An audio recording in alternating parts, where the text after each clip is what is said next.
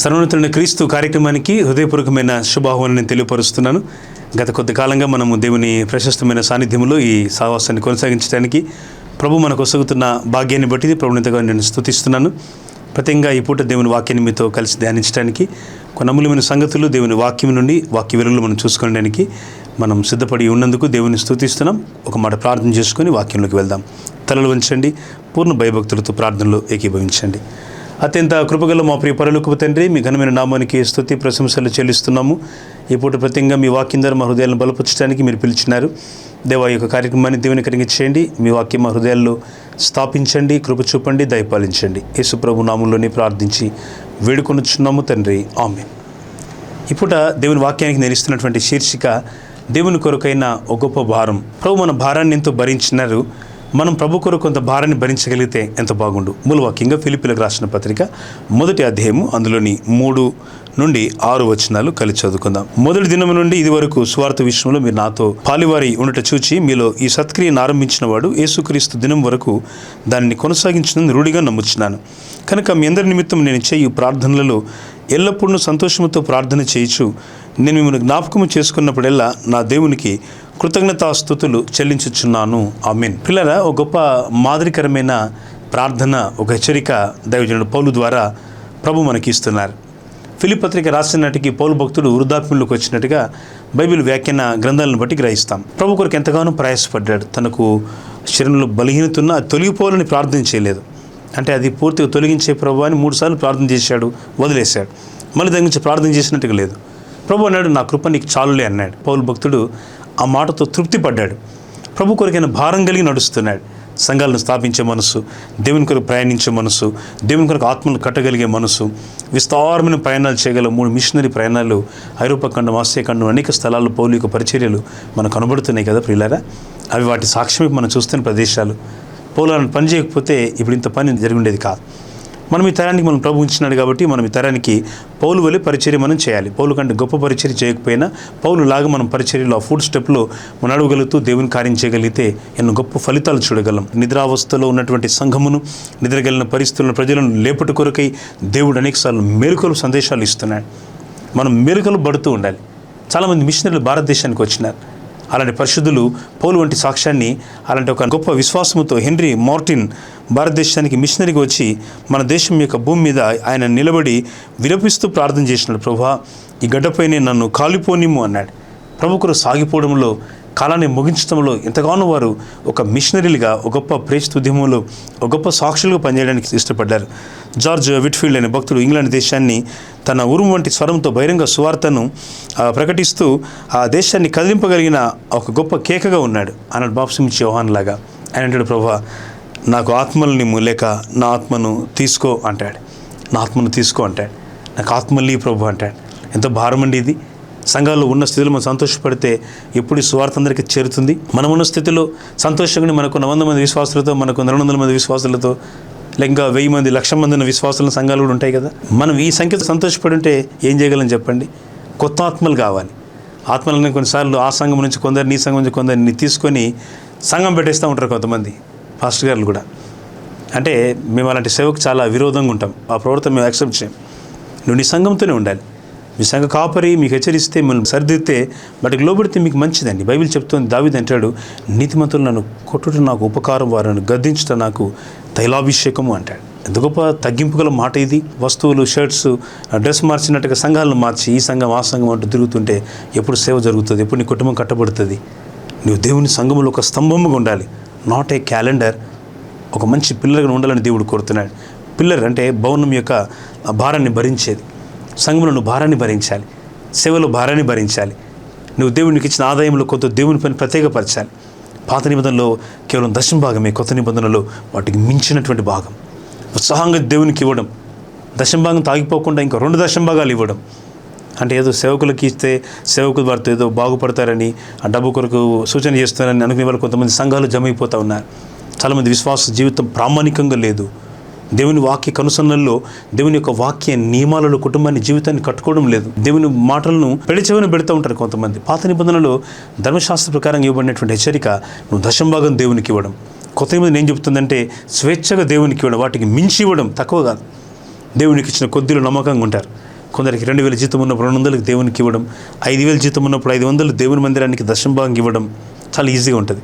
అదే 50,000 అయినప్పుడు 5,000 ఇవ్వాలంటే అబ్బో 5,000. అదే 2 లక్షల జీతం ఉందనుకోండి, 20,000 నేను దేవునికి ఇవ్వాలా? నువ్వు ఇవ్వగలితేనే దేవుని సేవ కట్టబడేది, మందిరాలు పెరిగేది, సేవ విస్తరించేది, సేవకులు రేపబడేది, సేవకులకు పోషణ జరిగేది, వారు దీవించబడేది, వారు ఆశీర్వదింపబడేది, తద్వారా వారి ద్వారా సంఘాలకు దీవెనకరంగా ఉండేది. ఎప్పుడు చేయగలం ఈ పని మనం?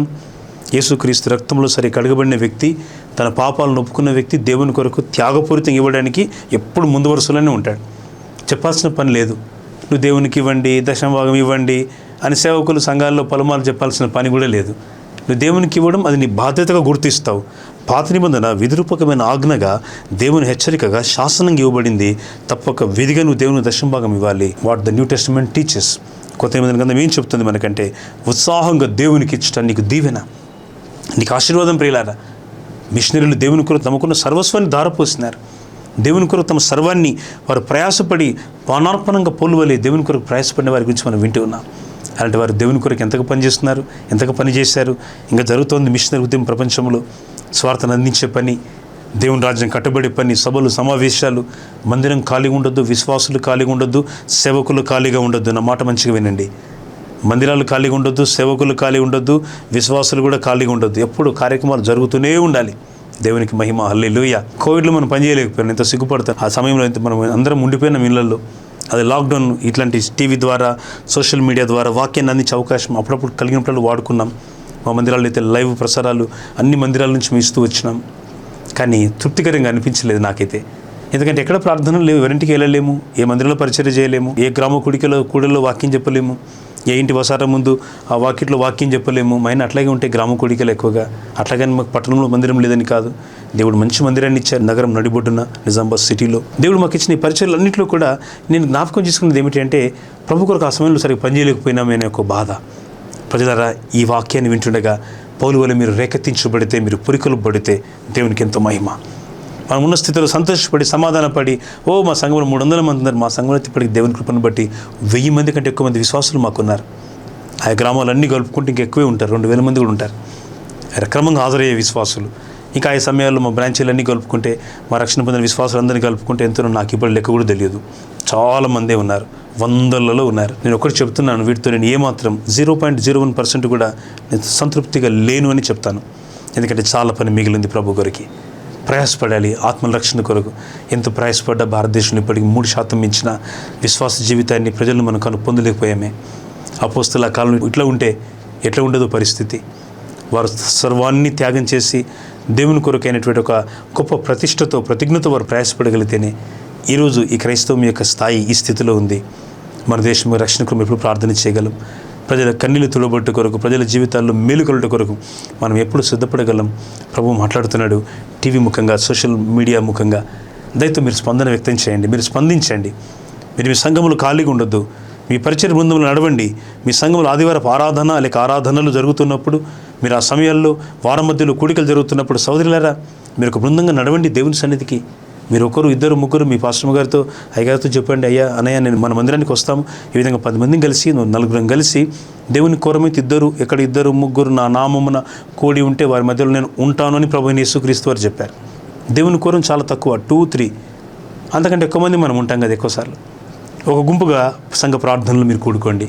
యవనస్తుల కూడికలు అందరూ ఒకరినొకరు పొరికొల్పుకోండి. అనవసరమైనటువంటి విషయాలన్నీ చర్చించుకునే బదులు రండి మనం దేవుని ఇంటికి వెళ్దాం. Let us have some time with the Lord's presence. దేవుని ఇంట్లో మనం గడుపుదాం, పాటలు పాడదాం రండి, చక్క పరిచర్లు వాడబడదాం రండి. సేవకులారా ప్రోత్సహించండి, మీరు కూడా పాస్టర్ గారులారా మీరు కూడా ప్రోత్సహించండి. దైవజనులారా సంఘంలో అందరినీ అన్ని రకాలైన తలాంతు గల వారిని వాడండి. వీరు వాడితే ఎలా ఉంటుందో అనుకోకండి, వాళ్ళు ఏం చేయలేరు. దేవునికి మంచి చేయడానికి వాళ్ళు వస్తున్నారు, వాళ్ళు వాడుకోండి. సంఘంలో అనేక తలాంతు గల వారిని ప్రోత్సాహపరచండి. ఇవాళ సరిగ్గా ప్రార్థన చేయలేకపోతే చక్కగా ప్రార్థన పనులు అవుతారు. వారు చక్కగా పని చేయలేకపోతే మంచి పని వాళ్ళు అవుతారు. దేవుని కొరకు కదా, మన కొరకు కాదు కదా. మన సొంత పనులు మన ఇష్టం, దేవుని పనులు దేవుని ఇష్టంతో జరగాలి. దేవుని పనులు దేవుని నమూనాలు, దేవుని చిత్తములు, దేవుని ఏర్పాట్లు జరగాలి. వాటి కొరకు సంఘముగా మనం ప్రయాసపడాలి. అందుకని జ్ఞాపకం చేస్తున్న పౌలు అంటున్నాడు, మీలో ఈ సత్క్రియను ఆరంభించిన వాడు యేసుక్రీస్తు దినం వరకు దాన్ని కొనసాగించునని నేను రూఢిగా నమ్ముచున్నాను అంటున్నాడు. చాలా అద్భుతమైన విషయం. మనలో ఈ సత్క్రియను ఆరంభించిన దేవుడు, ఆయన మనతో ఎల్లప్పుడూ సదాకాలం, శాశ్వత కాలం దీన్ని కొనసాగించుటకు ఆయన కార్యం చేయగల దేవుడు. మనలో సత్క్రియను ఆరంభించిన దేవుడు యేసుక్రీస్తు దినము వరకు దాన్ని కొనసాగించుటకు చాలిన దేవుడు. అందుకే యేసుక్రీస్తు దినం వరకు అనగా ఆయన మహిమ కలిగినటువంటి రాకడ పర్యంతం కూడా మనం నడిపించుటకు దేవుడు చాలిన దేవుడు. అందుకే ఈ రక్షణ భాగ్యాన్ని దేవుని సేవలో ఆనాడు ఫిలిప్పీ సంఘం తన చెరసాల నుండి పత్రిక రాస్తున్నాడు సంఘానికి. ఖైదీ చేయబడినటువంటి రోమా జైల్లో ఉన్నటువంటి పౌలు ఫిలిప్పీలోని సంఘానికి రాస్తున్నాడు.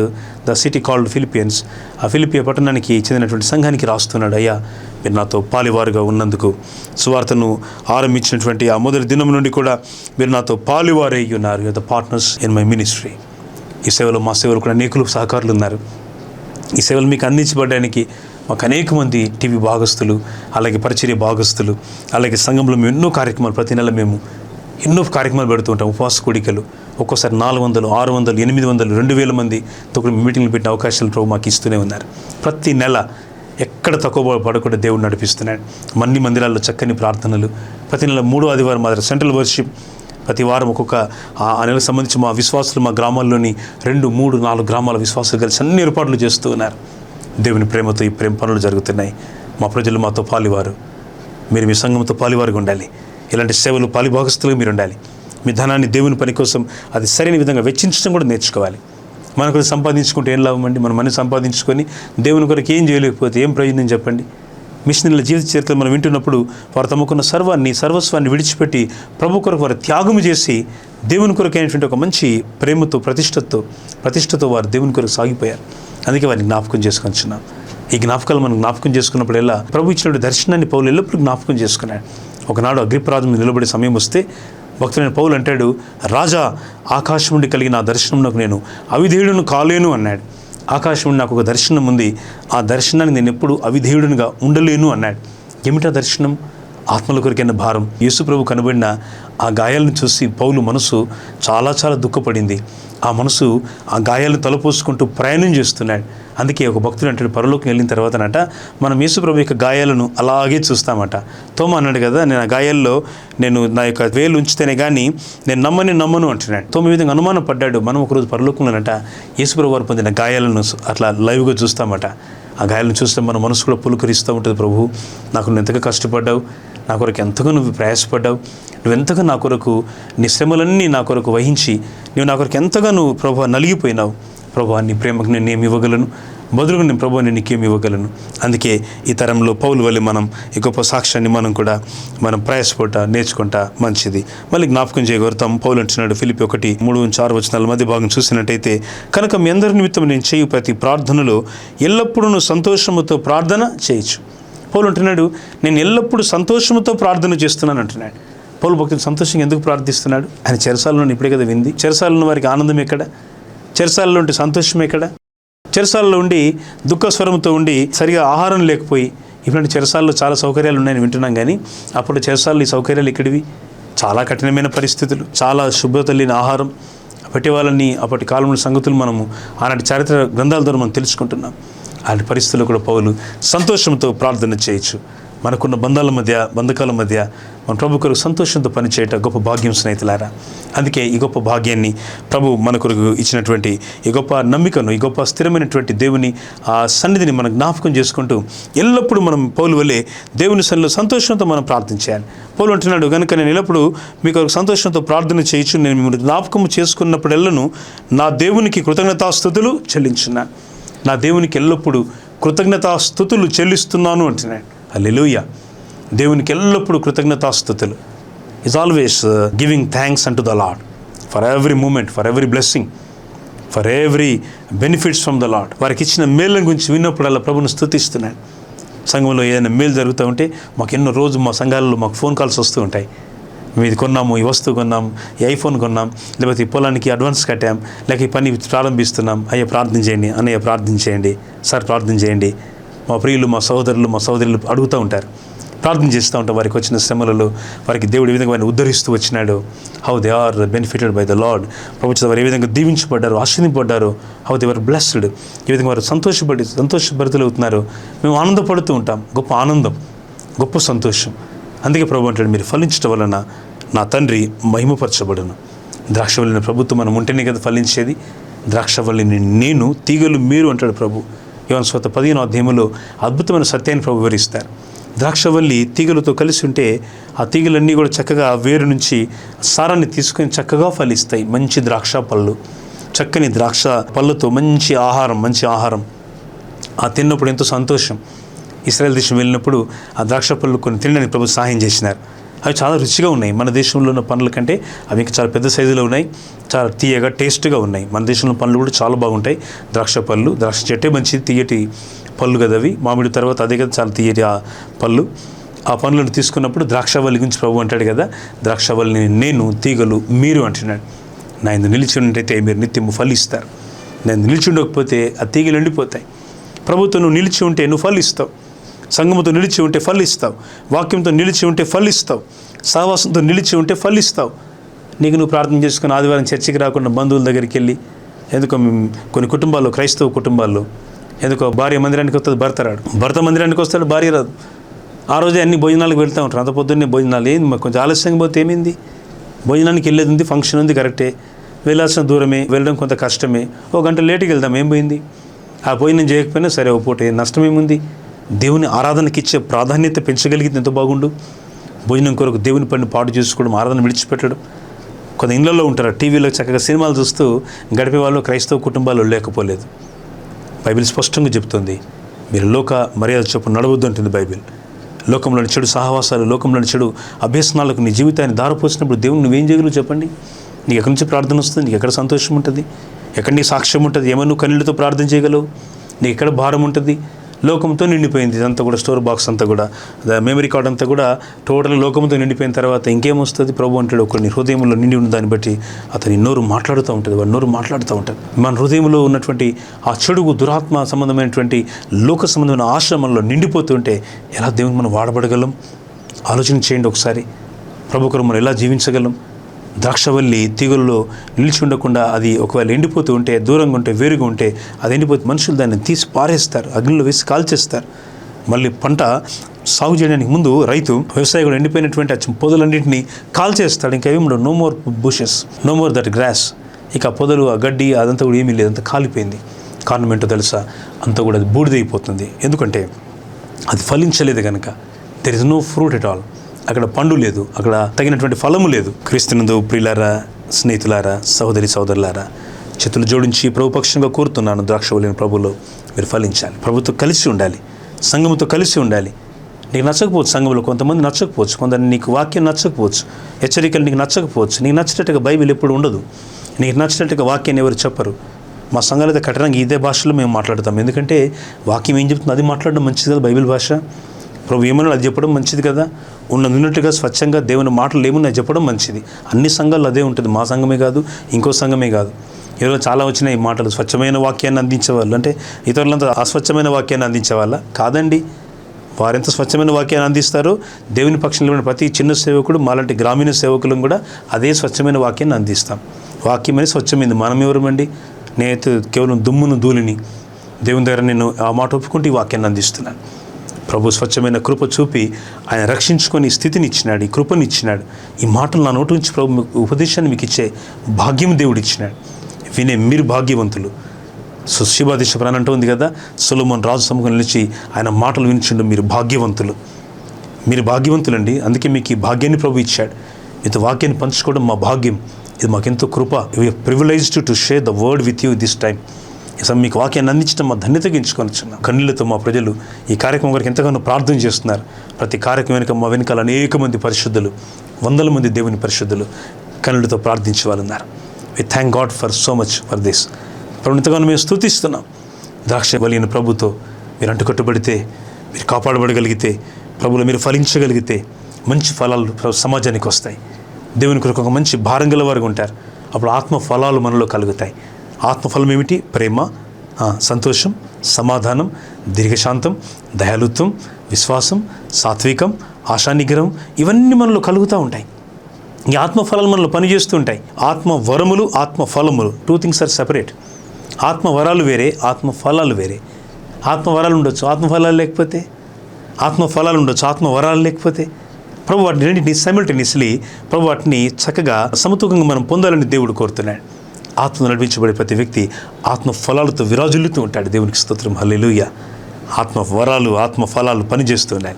నేను ఆత్మవరాలు, నీ ఆత్మఫలాలు లేవు, ప్రేమ లేదు, ఎవరిని పట్టించుకోవు, సంఘానికి వచ్చిన ఎవరితో విస్ చేసుకోరు, ఆరాధన ప్రారంభం నుంచి ముగింపు వరకు ఉండవు అనుకో. ఆరాధనలో ఉన్న 3 గంటలు 4 గంటలు 10ంటికి వచ్చిన 2ంటికి వెళ్ళిపోవడము, లేక 6:30కి వచ్చి 8:30 9 గంటలకు వెళ్ళిపోవడము, లేక ఇంకేదో మీ ఆరాధన సమయాలు మీ సంఘాలు ఈ విధంగా ఉంటాయో, ఆ పూర్తి సమయం కూడా ఉండకుండా మధ్యలో వెళ్ళిపోతున్నావు అనుకో. సోదరి, నీకు పని ఉందని, వంటశాల పని ఉంది, ఇంకేదో పని ఉంది, షాపింగ్ పని ఉంది, బంధువులు వస్తున్నారు, రాని కూర్చొని వాళ్ళ టైం చెప్పండి. మీరు ఈ టైంలో మందిరంలో ఉంటాం, ఈమె ప్రభుత్వం గడిపే సమయం. మందిరానికి వెళ్ళేటప్పుడు బంధువులు వచ్చారు, మందిరం మానుకుంటారా? కాదే, వాళ్ళకి ఏర్పాట్లు చేయండి, ఒక అరగంట ఆలస్యంగా మందిరానికి రండి, వాళ్ళు చెప్పాలి. మీ ప్రభుని ఆరాధించే సమయం. బంధువుల కంటే ప్రభు గొప్ప అంటారు కదా మీ సాక్ష్యంలో, ప్రార్థనలు. మరి ఇప్పుడేమైంది? బంధువులు రాగానే మందిరాన్ని విడిచిపెట్టి మీరు ఇక్కడే భోజనాలు ఏర్పాట్లు ఉంటారా? చూడండి, గ్రాండ్గా చూడండి, గొప్పగా చూడండి. కాబట్టి చెప్పుకోండి, అమ్మ ఆ రిలేషన్ బట్టి మీరు చెప్పుకోండి, మీ మందిరంతో గడిపే సమయం. This 3 hours especially, this 4 hours or this 2 hours, if you don't mind, మీకు ఇబ్బంది లేకపోతే, మీరేమనుకోకపోతే మీరు కూడా మాతో పాటు మందిరానికి వస్తారా? మీరు ఆహ్వానించండి. మీరు ఆహ్వానించండి. వాళ్ళు ఎందుకు వస్తారండి మందిరానికి? మీరు చెప్తే కదా, వాళ్ళు ఏమనుకుంటారో. ఏమీ అనుకోరు, అనుకునేదంతా మనమే. వారు రావడానికి సిద్ధం. Just invite them to see the sanctuary of almighty God. దేవుని యొక్క సర్వశక్తి కలిగిన ఆయన యొక్క సుందరమైనటువంటి దేవుని మందిరంలోనికి మందసందగా వారిని తీసుకురండి, నడిపించండి. వాళ్ళు వింటారు, ఆనందిస్తారు, దేవుని మాటలు ఆలకిస్తారు. వాళ్ళు మీకున్న ప్రేమను బట్టి వారిని మీరు పరిచయం చేయండి దేవుని మందిరానికి. ప్రతి నెల, ప్రతి వారం అట్లీస్ట్ ఒక్కరినైనా దేవుని ఇంటికి నడిపించండి. ఒక్కరినైనా మీ బంధువులు, స్నేహితులకు దేవుని ప్రేమను పంచండి. వాళ్ళు వింటారండి దేవుని వాక్యంతో. దేవుని వాక్యాన్ని వారు వింటారు, వాక్యంతో వారు కట్టబడతారు, వాక్యంతో వారు నింపబడతారు, వాక్యంలో వారు ఫలిస్తారు. Just try this. ఒకసారి జ్ఞాపకం చేసుకోండి. మందిరానికి వెళ్ళే టైంలో బంధువులు రాగానే మీరు చర్చి మానేసి ఇంటి దగ్గర కూర్చోవడం కాదు. దేవునితో సహవాసాన్ని గడపడం మర్చిపోద్దు. వారి మధ్యలో కూడికలు మర్చిపోద్దు. కుటుంబ ప్రార్థన మర్చిపోద్దు. యేసుక్రీస్తు అంటకట్టబడిన జీవితము సువార్త పరిచయంలో మొదటి దినము నుండి పౌలు రాస్తున్న ఆ దినం నాటికి ప్రజలు, దేవుని సంఘము పౌలుతో వారు ఏకీభవించి దేవుని కార్యముల పట్ల ఆసక్తి గల వారు ఉన్నారు. వారు పౌలుతో పాలివారై ఉన్నారు. They are the fellow people with Saint Paul. వారు పరిశుద్ధైన పౌలుతో కలిసి వారు సువార్త పరిచయంలో పాలివారుగా ఉన్నారు. భారాన్ని పంచుకుంటున్నారు. సంఘంలో ఒక భారం పంచుకోవాలి. ఒక మీటింగ్ ఉంది, ఒక వార్షికోత్సవం ఉంది, ఒక గ్రామ కూడిక ఉంది, ఒక సువార్త సభ ఉంది, మందిరంలో ఒక వస్తువు అవసరత ఉంది. పంచుకోవాలండి. మన ఇంట్లో అన్నీ మనం సమకూర్చుకుంటాం. మరి దేవుని ఇంటి పని, దేవుని ఇంట్లో కార్యక్రమం, దేవుని మందిరంలో కార్యక్రమం, దేవుని రాజ్య పరిచర్య, మన ఇంట్లో మనం బాగానే సంతోషంగా ఉంటాం. మరి దేవుని ఇంటి సంగతి నాది కాదు మరి ఎవరిది? మందిరానికి వచ్చి కనబడి ప్రార్థనలో గంట సేపు కూర్చోండి, ఓ 100 రూపాయలు లేకపోతే ఒక 50 రూపాయలు కాగితం మందిరం లేచి దేవుని ఇంట్లో నుంచి వెళ్ళిపోతుంటే సరిపోయింది భక్తి, నాంత గొప్ప గొప్ప లేదని అనుకుంటే సంఘాలు ఎప్పుడు కట్టబడతాయి. Treat this is your home like or more than your home. నీ ఇంటికంటే దేవుని ఇల్లు గొప్పదని తెలుసుకో. నువ్వు దేవుని మందిరానికి అలాంటి ప్రాధాన్యత ఇవ్వడం మొదలుపెట్టు. నీ ఇల్లు మునుపట్లాగా ఉండదు. నీ ఇంట్లో దేవుని ఆశీర్వాదం ఉంటుంది. నువ్వు దేవుని ప్రేమతో నింపబడిన కొలది, నీ కుటుంబం దేవుని ఆత్మతో కట్టబడిన కొలది గొప్ప కార్యాలు నువ్వు చూస్తావు. నీ పిల్లలను దేవుడు ఆస్వాదించడం నువ్వు చూస్తావు. నీవు దీర్ఘాయువు, దేవుని ఆశీస్సులు, దేవుని సమాధానం, దేవుని కృపా సమాధానం నీ మీద కలిగి ఉండడం నువ్వు చూస్తావు. నువ్వు హద్దులతో ప్రియులారా. అందుకే దేవునితో సహవాసంతో ఎప్పుడు సంతోషంగా నడవండి. భారాన్ని భరించుకోండి. పౌలుతో ఆనాటి సంఘం వారు భారాన్ని భరించిన వారు ఉన్నారు. యేసుక్రీస్తు దినం వరకు దాన్ని కొనసాగించగల దేవునిని ప్రహర్షంతో దేవుని స్తుతిస్తారు. నేను ఆఖరి మాట చెప్పి సందేశాన్ని ముగిస్తాను. ఫిలిప్పీ 4:19 కాగా దేవుడు తన ఐశ్వర్యము చొప్పున క్రీస్తు యేసునందు మహిమలో మీ ప్రతి అవసరమును తీర్చును. దేవుడు మహిమలో మీ ప్రతి అవసరాన్ని తీరుస్తాడు. అన్ని పౌలుకి వాళ్ళు పంపుతూ వచ్చినారు. ఒకప్పుడు పౌలు చేతులు కష్టపడ్డాయి. డేరాలు గుడుతూ పరిచర్య చేసేవాడు, పని చేసుకుంటూ పరిచర్య చేసేవాడు. దేవుడు ఎట్లా చెప్తే అట్లా పరిచర్య చేస్తాడు. దానియేలు పని చేస్తూ రాజు దగ్గర పరిచర్య చేసినాడు. నెహెమ్యా రాజు దగ్గర గిన్నె అందించేవాడుగా, రాజు దగ్గర ఉన్నత ఉద్యోగిగా, as a principal secretary, as a higher official పనిచేస్తూ దేవుణ్ణి సేవించినాడు. దేవుడు వారిని అట్లా వాడుకున్నాడు. దేవుడు ఎవరిని వాడుకోవాలో, ఎట్లా వాడుకోవాలో, ఏ పరిచర్య చేయించుకోవాలో దేవునికి తెలుసు, చేసేవారికి తెలుసు. ఇక్కడ పౌలు అదే పరిచర్యలో ఉన్నాడు. Is on the same boat. దేవుని కొరకు అలాంటి పరిచర్య భారాన్ని కలిగి చేతులతో కుడుతూ ఉన్నాడు, కష్టపడుతున్నాడు. డేరాలు కుడుతున్నాడు. ఎప్పుడు డేరాలు కుట్టేవాడు? ఎప్పుడు స్వార్థ చెప్పేవాడు? ఎప్పుడు ఓడలో ప్రయాణం చేసేవాడు? ఎప్పుడు కపట సోదరుల చేత బాధలు పడ్డాడు? ఎప్పుడు స్వార్థ చేసినాడు? ఎప్పుడు దేవుని వాక్యాన్ని అందించడానికి నదులలో, ఆ పడవలలో ప్రయాణిస్తూ ఎడారులలో ప్రయాణించినాడు. డేరాలు కుడుతూ తనతో పాటు ఉన్నవారి నిమిత్తం పౌలు అవివాహితుడు, ఎవర్ మ్యారీడ్. దేవుడిని ఆ రకంగా ఆశీర్వదించినాడు, ఆ రకంగా ప్రభువుని ప్రతిష్ఠించినాడు. ఆ ప్రతిష్టలో తన జీవితాన్ని కాపాడుకుంటున్నాడు. డేరాలు కుడుతున్నాడు. పౌలు సమయం వృద్ధాప్యంలోకి వచ్చినాడు. ఇక పౌలు పనిచేసే పరిస్థితుల్లో లేడు. అప్పటికే పౌలును సంఘం, మా అన్నీ ఉన్నాయి, మేము మీకు ఇస్తామయ్యా అన్న మేము మీకు అన్ని ఇవ్వగలం, మీరు పని చేయాల్సిన పని లేదు. ఎపఫ్రొదితు ద్వారా వస్తువులని పంపారు. 18వ వచనంలో చాలా వస్తువులు వచ్చినాయి. పౌలు కావాల్సిన ఉన్ని వస్త్రాలు, చలిలో పౌలు కావాల్సినటువంటి ఆహారానికి కావాల్సిన వస్తువులు, పౌలు భక్తునికి కావాల్సినటువంటి ఏది కావాలో అపోస్తలుడైన పౌలుకు సంబంధించిన అన్ని వస్తువులు ఉన్నాయి. పనికి ఇంత డబ్బు కావాలి, ఇన్ని టికెట్లు తీసుకోవాలి, ఓడలు వెళ్ళడానికి, టర్కీ వెళ్ళాలి, స్పెయిన్ వెళ్ళాలి పౌలు, యూరోప్ నుండి ఆసియాకి, ఆసియా నుండి యూరోప్కి ఎన్నో ప్రదేశాలు ఆయన ప్రయాణం చేయాల్సింది. వాటికి కావాల్సిన ధనం వస్తూ ఉంది. వాళ్ళందరూ పౌలుకు సమృద్ధిగా పంపుతుంటే పౌలు అంటాడు 18వ వచనం 4:18, నాకు సమస్తమును సమృద్ధిగా కలిగి ఉన్నది. అప్పుడు పౌలు అంటాడు, కాగా దేవుడు తన ఐశ్వర్యము చొప్పున క్రీస్తు యేసునందు మహిమలో మీ ప్రతి అవసరమును తీర్చును. పౌలు అంటున్నాడు, ఇప్పుడు నాతో మీరు స్వార్థ పరిచర్యలో పాలివారు, ఇప్పుడు మీరు నాకు కావాల్సిన అన్ని విషయాల్లో మీరు నాకు పాలివారుగా ఉన్నారు. నా అవసరాలన్నీ తీర్చుటలో ప్రభు మిమ్మల్ని వాడుకుంటున్నాడు. కాబట్టి నా దేవుడు మీ ప్రతి అవసరమును తీర్చును. మీరు సంఘం యొక్క అవసరాలు తీర్చండి. సేవకుల యొక్క వారి యొక్క సేవ పరిచర్యలో వారికి అవసరమైనటువంటి సేవా ఫలాన్ని మీ వారి చేత పొందుతున్నప్పుడు వారి అక్కర్లు కూడా మీరు తీర్చడానికి ఉపయోగపడండి. దేవుడు మీ ప్రతి అవసరాన్ని తీరుస్తాడు. మేము ఈ వాక్యాన్ని మా మెయిన్ చర్చి మధ్యలో రెనోవేషన్ చేసుకున్నాం.